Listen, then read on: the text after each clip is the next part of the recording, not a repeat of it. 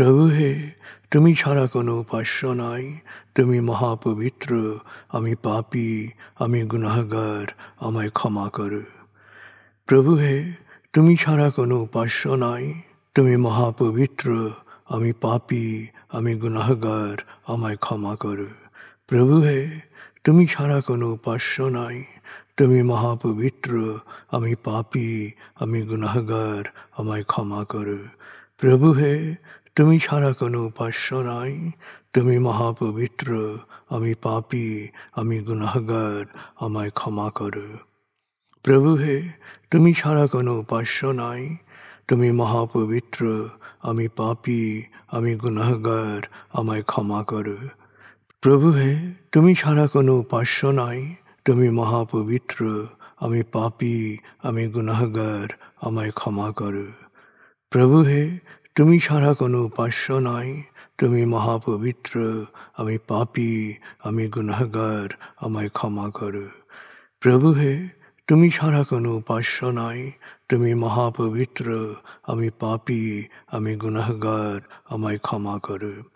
প্রভু হে, তুমি ছাড়া কোনো উপাস্য নাই, তুমি মহাপবিত্র, আমি পাপী, আমি গুনাহগার, আমায় ক্ষমা করো।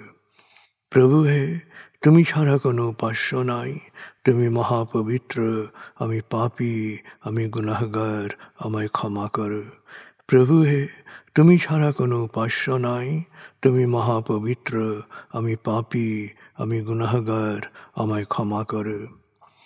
প্রভু হে, তুমি ছাড়া কোনো উপাস্য নাই, তুমি মহাপবিত্র, আমি পাপী, আমি গুনাহগার, আমায় ক্ষমা করো। প্রভু হে, তুমি ছাড়া কোনো উপাস্য নাই, তুমি মহাপবিত্র, আমি পাপী, আমি গুনাহগার, আমায় ক্ষমা করো। প্রভু হে, তুমি ছাড়া কোনো উপাস্য নাই, তুমি মহাপবিত্র, আমি পাপী, আমি গুনাহগার, আমায় ক্ষমা করো। প্রভু হে, তুমি ছাড়া কোনো উপাস্য নাই, তুমি মহাপবিত্র, আমি পাপী, আমি গুনাহগার, আমায় ক্ষমা করো। প্রভু হে, তুমি ছাড়া কোনো উপাস্য নাই, তুমি মহাপবিত্র, আমি পাপী, আমি গুনাহগার, আমায় ক্ষমা করো। প্রভু হে, তুমি ছাড়া কোনো উপাস্য নাই, তুমি মহাপবিত্র, আমি পাপী, আমি গুনাহগার, আমায় ক্ষমা করো। প্রভু হে, তুমি ছাড়া কোনো উপাস্য নাই, তুমি মহাপবিত্র, আমি পাপী, আমি গুনাহগার, আমায় ক্ষমা করো।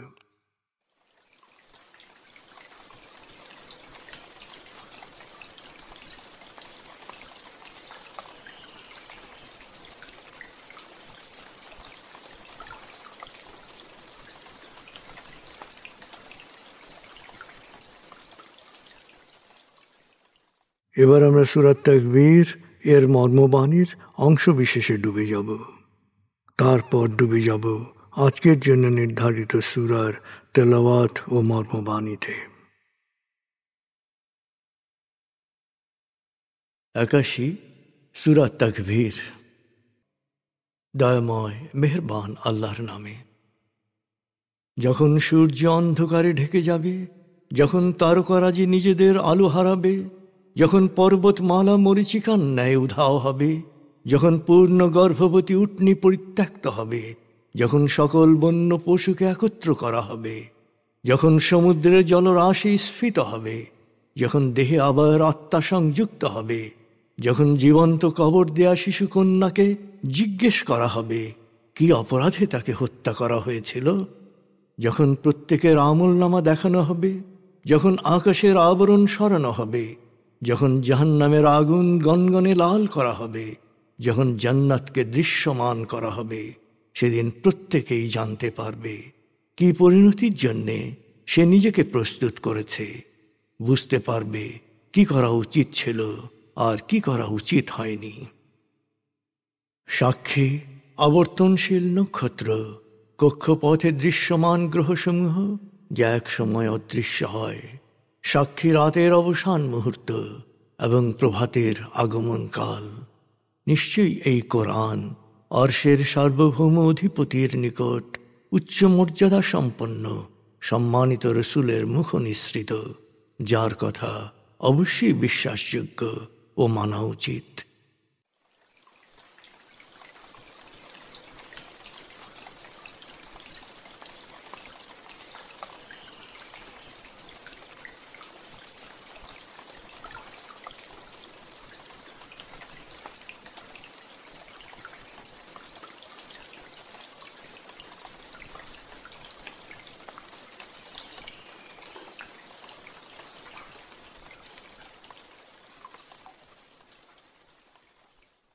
এবার আপনি আমার সাথে সূরা নজম এর তেলাওয়াত ও মর্মবাণীতে ডুবে যাবেন। 53 সূরা নজম, রুকু 3, আয়াত 62, মক্কি।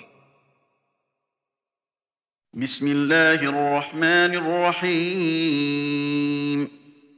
ওয়ান-নাজমি ইযা হাওয়া মা ضل صاحبكم وما غوى وما ينطق عن الهوى إن هو إلا وحي يوحى علمه شديد القوى ذو مرة فاستوى وهو بالأفق الأعلى ثم دنا فتدلى فكان قاب قوسين أو أدنى فأوحى إلى عبده ما أوحى ما كذب الفؤاد ما رأى أفتمارونه على ما يرى ولقد رآه نزلة أخرى عند سدرة المنتهى عندها جنة المأوى إذ يغشى السدرة ما يغشى ما زاغ البصر وما طغى لقد رأى من آيات ربه الكبرى أفرأيتم اللات والعزى ومناة الثالثة الأخرى ألكم الذكر وله الأنثى تلك إذا قسمة ضيزى إن هي إلا أسماء سميتموها أنتم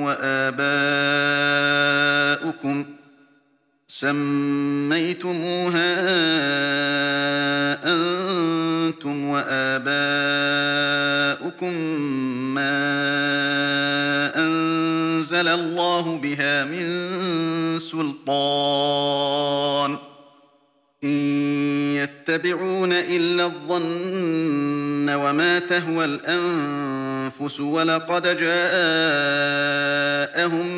من ربهم الهدى أم للإنسان ما تمنى فلله الآخرة والأولى وكم من ملك في السماوات لا تغني شفاعتهم شيئا إلا من بعد أن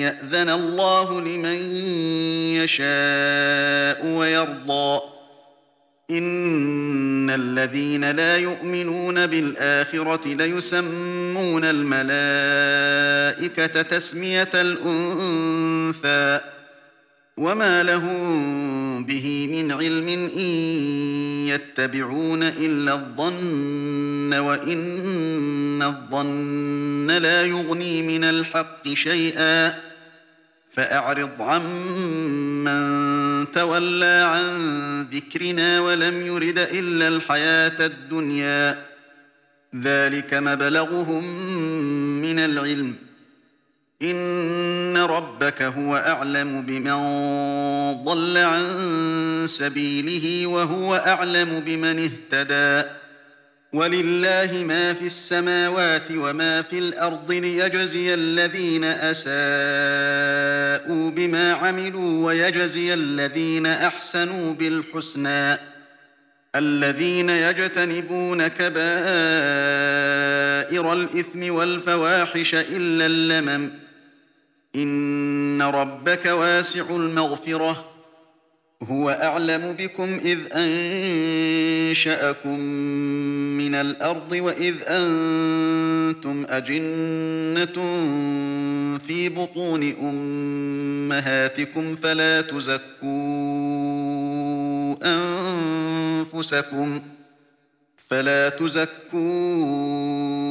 أنفسكم هو أعلم بمن اتقى أفرأيت الذي تولى وأعطى قليلا وأكدى أعنده علم الغيب فهو يرى أم لم ينبأ بما في صحف موسى وإبراهيم الذي وفى ألا تزر وازرة وزر أخرى وأن ليس للإنسان إلا ما سعى وأن سعيه سوف يرى ثم يجزاه الجزاء الأوفى وأن إلى ربك المنتهى وأنه هو أضحك وأبكى وأنه هو أمات وأحيا وأنه خلق الزوجين الذكر والأنثى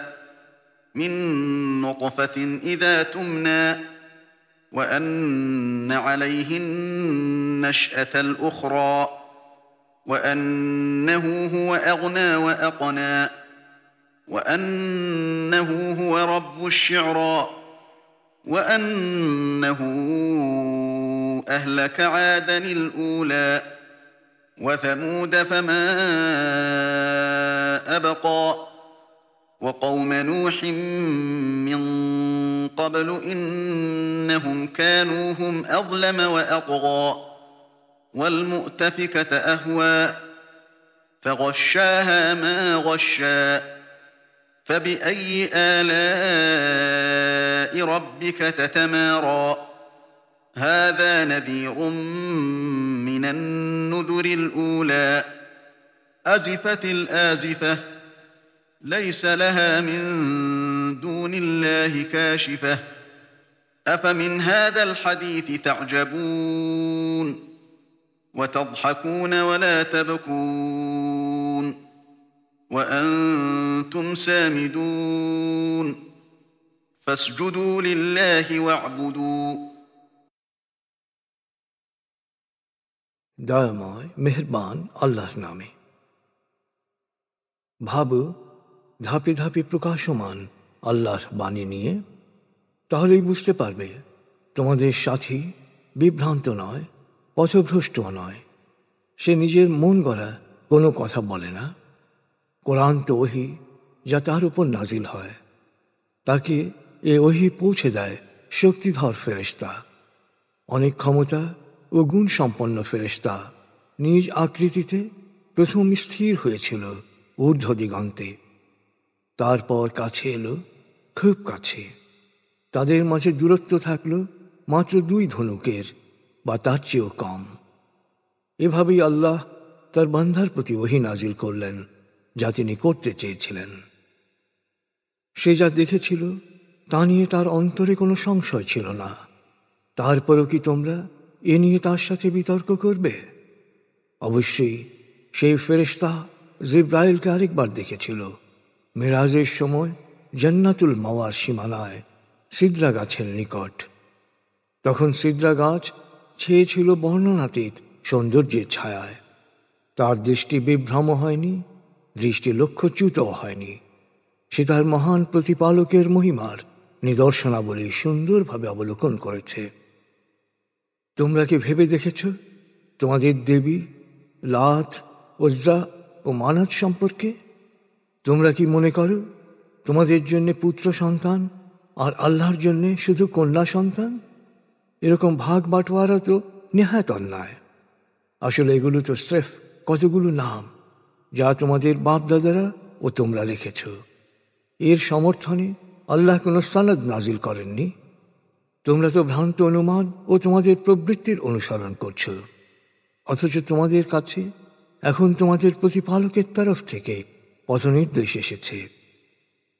মানুষ কি কল্পনা করে যে কোনো কিছু কারো নাম করে চাইলেই তা তার প্রাপ্য হয়ে যাবে? সত্য হচ্ছে ইহকাল ও পরকালের মালিক একমাত্র আল্লাহ, অর্থাৎ তার কাছেই চাইতে হবে, মধ্যবর্তী কোনো উপাস্যের প্রয়োজন নেই। মহাকাশে কত ফেরেশতা রয়েছে, কিন্তু তাদের সুপারিশ কোনো কাজে আসবে না যতক্ষণ পর্যন্ত না আল্লাহ যার উপর সন্তুষ্ট ও যাকে ইচ্ছা তাকে অনুমতি দেন। যারা আখিরাতে জবাবদিহিতায় বিশ্বাস করে না তারাই ফেরেশতাদের নারীবাচক নাম দেয়, যেহেতু এ বিষয়ে ওদের কোনো জ্ঞান নেই। ওরা শুধু অনুমানেরই অনুসরণ করে। মনে রেখো, অনুমান সত্যের মোকাবেলায় মূল্যহীন। অতএব যে আমার স্মরণে বিমুখ তাকে উপেক্ষা করো। সে তো কেবল পার্থিব জীবনকেই গুরুত্ব দেয়। ওদের জ্ঞানের সীমানাও এই জড়জীবন পর্যন্ত। মনে রেখো, তোমার প্রতিপালক ভালো করেই জানেন কে পথভ্রষ্ট আর কে সত্য পথের অনুসারী। মহাবিশ্বের সব কিছুর মালিক একমাত্র আল্লাহ। যারা অপকর্ম করবে তিনি তাদের যথাযোগ্য প্রতিফল দেবেন, আর যারা সৎকর্ম করবে তাদের তিনি দেবেন উত্তম পুরস্কার। যারা গুরুতর অন্যায় ও অশ্লীলতা থেকে নিজেদের বাঁচিয়ে রাখে তারা ছোটখাটো অপরাধ করে ফেললেও তোমার প্রতিপালকের ক্ষমার কোনো শেষ নেই। যখন তিনি সৃষ্টি করেছিলেন মাটি থেকে এবং যখন তোমরা মাতৃগর্ভে ছিলে ভ্রূণ রূপে, তখন থেকেই আল্লাহ তোমাদের সম্পর্কে সব কিছু জানেন। অতএব তোমরা নিজেদের পবিত্রতার বড়াই করো না, বিনয়ী হও। যে আল্লাহ সচেতন তা তিনি ভালোভাবেই জানেন। তুমি কি দেখেছ তাকে যে মুখ ফিরিয়ে নেয় আল্লাহর স্মরণ থেকে, আর পার্থিব ভোগ ছাড়া কোনো কিছুকেই গুরুত্ব দেয় না, আর আত্মার তৃপ্তির জন্যে অন্যের কল্যাণে খুব সামান্যই ব্যয় করে, আর যাও ব্যয় করে তাও করে বিরক্তি সহকারে। সুস্পষ্টভাবে বোঝার জন্যে গায়েবের জ্ঞান কি তার আছে বলে সে দাবি করে? নাকি তাকে জানানো হয়নি মুসার কিতাব ও ইব্রাহিমের কিতাবের জ্ঞান? ইব্রাহিম এই জ্ঞান প্রচারের দায়িত্ব যথাযথভাবে পালন করেছিল। কিতাবে খুব সুস্পষ্টভাবে বলা হয়েছে, অন্যের পাপের বোঝা কেউ বইবে না। মানুষ শুধু সেই কাজেরই প্রতিফল পাবে যার জন্যে সে প্রাণান্ত প্রয়াস চালাবে। সময় হলে কি জন্যে সে প্রয়াস চালিয়েছিল তাও তাকে যথার্থভাবে দেখানো হবে, তারপর তাকে দেয়া হবে তার পূর্ণ প্রতিফল। হে মানুষ, সমস্ত অস্তিত্বের শুরু ও শেষ তো তোমার প্রতিপালকের কাছে। তিনিই হাসান, তিনিই কাঁদান, তিনিই মারেন, তিনিই বাঁচান। তিনিই সৃষ্টি করেন নারী ও পুরুষ স্খলিত শুক্রবিন্দু থেকে। পুনরুত্থান ঘটানোর দায়িত্ব তার। তিনি অভাবমুক্ত করেন, আর বিত্তবানও তিনিই করেন। তিনি উজ্জ্বলতম নক্ষত্রের নিয়ন্ত্রক। তিনি আদ সম্প্রদায়কে ধ্বংস করেছিলেন, আর সামুদ সম্প্রদায়েরও কাউকে অব্যাহতি দেননি। এর আগে নূহের সম্প্রদায়কেও বিলুপ্ত করেছিলেন, যারা ছিল অতি দাম্ভিক ও সীমালঙ্ঘনকারী। তিনি লূত সম্প্রদায়ের শহরদ্বয়কে উপড়ে দিয়েছিলেন। এক সর্বগ্রাসী আযাব এই জনপদগুলোকে আচ্ছন্ন করে রেখেছিল। অতএব হে মানুষ, তোমরা তোমার প্রতিপালকের কোন নেয়ামত নিয়ে সন্দেহ করবে? হে মানুষ, অতীতের সতর্ককারীদের মতো এই নবীও এক সতর্ককারী। কিয়ামত ক্রমান্বয়ে নিকটবর্তী হচ্ছে, যদিও আল্লাহ ছাড়া কেউ তা ঘটাতে সক্ষম নয়। তোমরা কি এই সতর্কবাণীতে অবাক হচ্ছ? একথা শুনে না কেঁদে তোমরা কি হাসি তামাশায় মেতে উঠেছ? হে মানুষ, সময় থাকতে সতর্ক হও, আল্লাহকে সেজদা করো এবং শুধু তারই ইবাদত করো। এই আয়াতটি সেজদার আয়াত।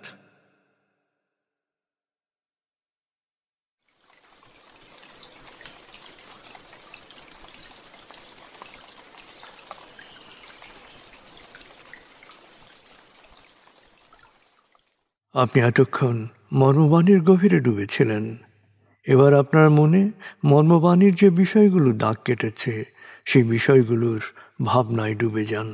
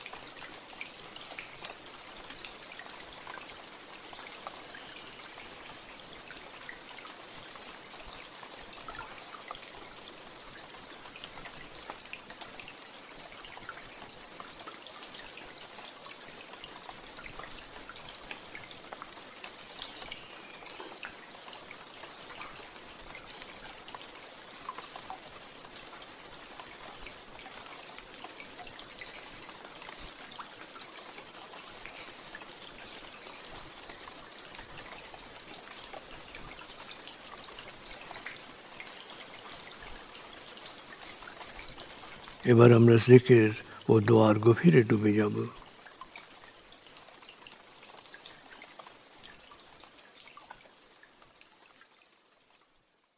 এবার হালকাভাবে চোখ বন্ধ করুন, লম্বা দম নিন, নাক দিয়ে দম নিন, আস্তে আস্তে মুখ দিয়ে দম ছাড়ুন। দম নেবেন পেটে, ছাড়বেন মুখ দিয়ে। দম নেওয়ার চেয়ে দম ছাড়তে সামান্য বেশি সময় নিন। দম নিতে নিতে ভাবুন প্রকৃতি থেকে আফুরন্ত প্রাণশক্তি শরীরে প্রবেশ করছে, আর দম ছাড়তে ছাড়তে ভাবুন শরীরের সকল দূষিত পদার্থ বাতাসের সাথে বেরিয়ে যাচ্ছে। নাক দিয়ে দম নিতে নিতে ভাবুন প্রকৃতি থেকে আফুরন্ত প্রাণশক্তি শরীরে প্রবেশ করছে, আর মুখ দিয়ে দম ছাড়তে ছাড়তে ভাবুন শরীরের সকল দূষিত পদার্থ বাতাসের সাথে বেরিয়ে যাচ্ছে। দম নিতে নিতে ভাবুন প্রকৃতি থেকে আফুরন্ত প্রাণশক্তি শরীরে প্রবেশ করছে। দম ছাড়তে ছাড়তে ভাবুন শরীরের সকল দূষিত পদার্থ বাতাসের সাথে বেরিয়ে যাচ্ছে। দম নিতে নিতে ভাবুন প্রকৃতি থেকে আফুরন্ত প্রাণশক্তি শরীরে প্রবেশ করছে, আর দম ছাড়তে ছাড়তে ভাবুন শরীরের সকল দূষিত পদার্থ বাতাসের সাথে বেরিয়ে যাচ্ছে। দম নিতে নিতে ভাবুন প্রকৃতি থেকে আফুরন্ত প্রাণশক্তি শরীরে প্রবেশ করছে, আর দম ছাড়তে ছাড়তে ভাবুন শরীরের সকল দূষিত পদার্থ বাতাসের সাথে বেরিয়ে যাচ্ছে। এবার দম স্বাভাবিক হতে দিন। স্বাভাবিকভাবে নাক দিয়ে দম নিয়ে নাক দিয়ে দম ছাড়ুন। আপনার অঙ্গ শিথিল ও নিষ্প্রাণ হয়ে আসছে। এবার নাক দিয়ে ধীরে ধীরে দম নিয়ে বেশ সময় নিয়ে ধীরে ধীরে নাক দিয়ে দম ছাড়ুন। দম নেওয়ার চেয়ে ছাড়ায় সময় একটু বেশি নিন। ধীরে ধীরে দম নিন, ধীরে ধীরে দম ছাড়ুন। ধীরে ধীরে দম নিন, ধীরে ধীরে দম ছাড়ুন। ধীরে ধীরে দম নিন, ধীরে ধীরে দম ছাড়ুন। ধীরে ধীরে দম নিন, ধীরে ধীরে দম ছাড়ুন। ধীরে ধীরে দম নিন, ধীরে ধীরে দম ছাড়ুন। এবার দম স্বাভাবিক হতে দিন। আপনি এখন দম খেয়াল করুন। বাতাস নাক দিয়ে ফুসফুসে প্রবেশ করছে, আবার বেরিয়ে আসছে। আপনার পুরো মনোযোগ নাকে দমের প্রবেশ পথে দিন। বাতাস স্বাভাবিক যাওয়া আসা করুক, আপনি শুধু দম খেয়াল করুন।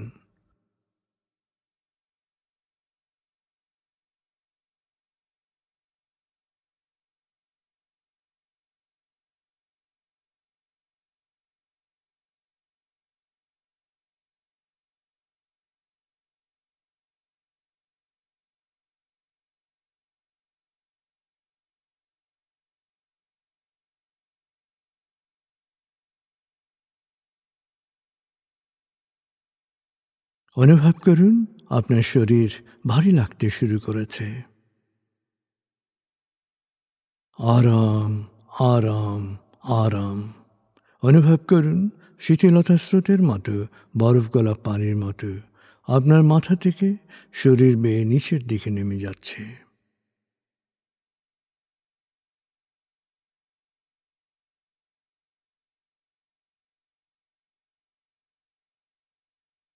আপনি এখন পুরোপুরি শিথিল। শিথিলায়নের গভীর স্তরে প্রবেশ করেছেন আপনি। আপনার ব্রেন ওয়েভ বিটা স্তর থেকে নেমে গেছে আলফায়। মনের বাড়ির পথে আপনি এখন আলফা স্টেশনে এসে পৌঁছেছেন। এই স্টেশনে আপনার জন্য রয়েছে বিশেষ ওয়েটিং রুম।